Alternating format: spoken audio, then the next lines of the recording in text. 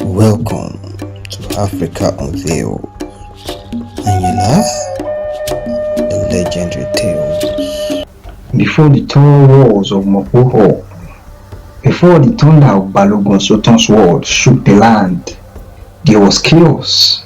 An empire fell, and from its ashes rose a war camp, not built by kings, but by warriors who refused to kneel. This is the story of how Ibadan was born. The fall of Oyo, birth of Ibadan, the war camp. Ibadan, the city of warrior, born not of peace, but of fire and iron. But before Ibadan stood, there was an empire and then a fall. Today we go back in time to when the mighty Oyo Empire collapsed, and from its ashes a new force was born. In the early 1800s, Yorubaland was in crisis. Oyo Empire, once feared from Dahomey to Nupe, was crumbling under the weight of its own pride. The Alaafin lost power. The army, once feared under the Ààrẹ Ọ̀nà Kakanfò, became divided. Egun Dalele, Fulani was invading from the north, and internal betrayal tore the empire apart.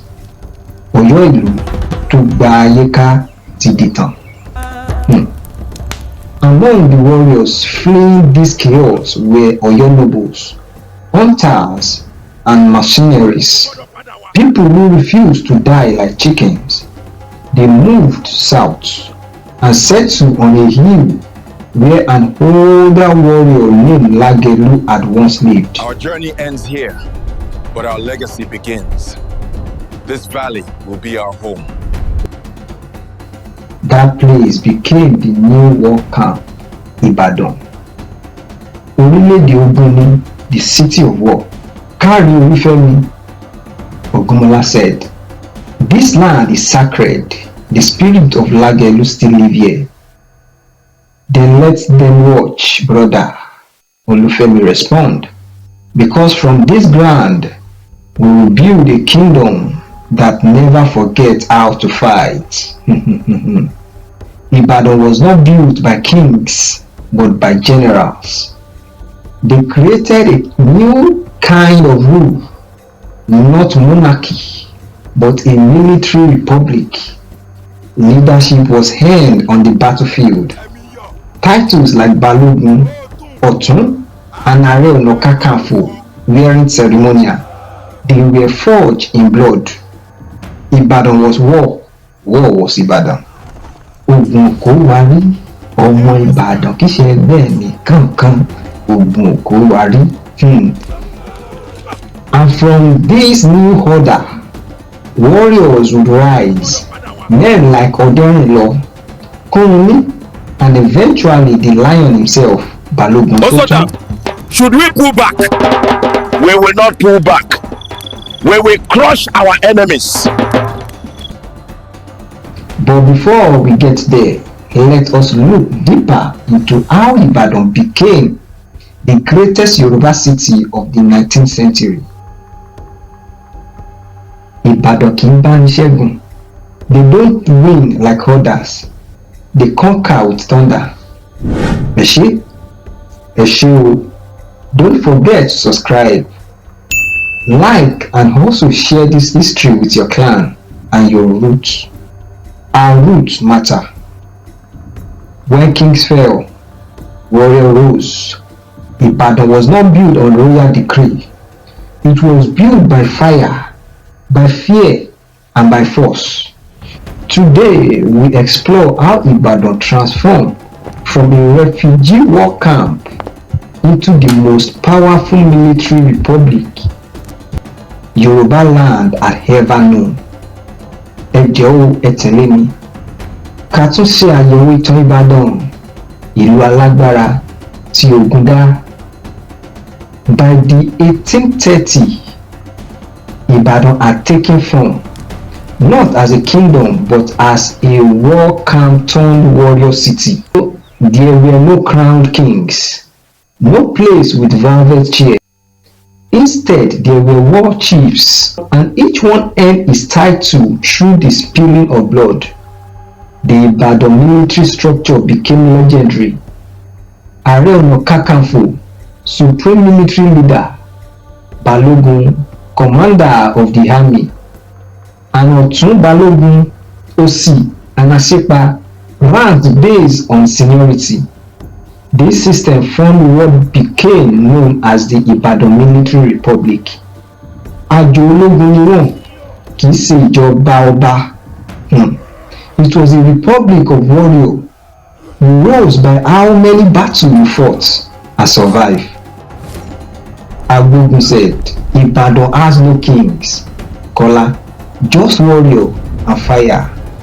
Ẹ̀gbọ́n, Kola responded, I've heard it that in Ibadan, if your blade is dull, your name will be forgotten. Yeah, your title is your war count. 3 battles, you may earn OC. 10 battles, you might touch Balogun, Balogun said. Ah, and if I die?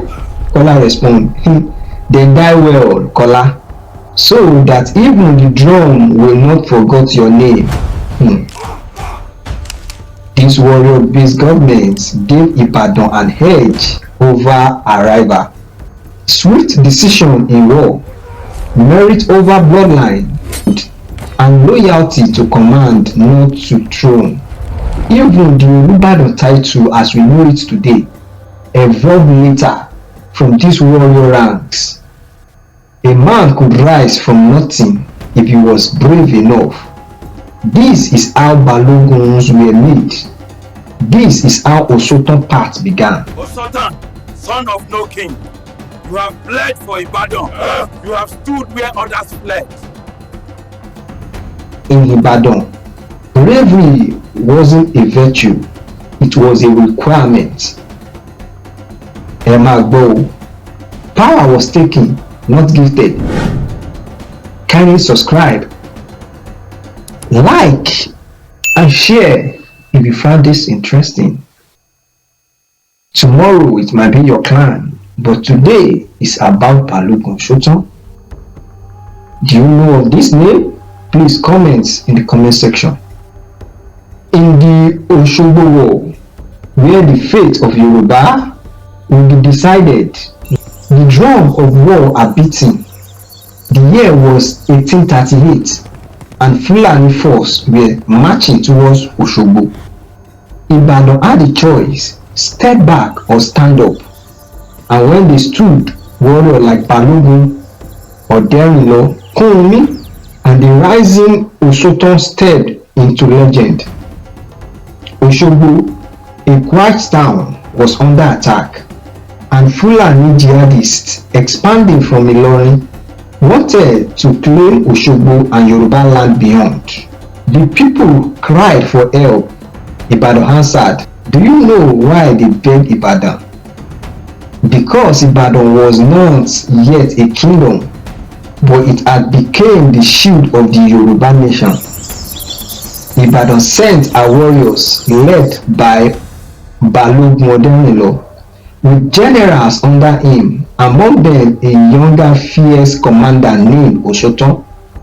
The battle at Osogbo would define the future, and Ibadan was ready to write her name with steel. Oderilo said, Osotan, ọ̀pọ̀ ènìyàn bẹ̀rù, many men are afraid, but this war, this one, we must not lose. Balogun ni Osotan replied, let them fear, but let them follow, because I will not fall today. A shoulder that speaks like fire. Osotan, go, take the left flank, cut their horses down. Oderilo replied, by the time the sun rises tomorrow, they will remember the name Ibadan. Osotan responded. And so the battle of Osogbo began.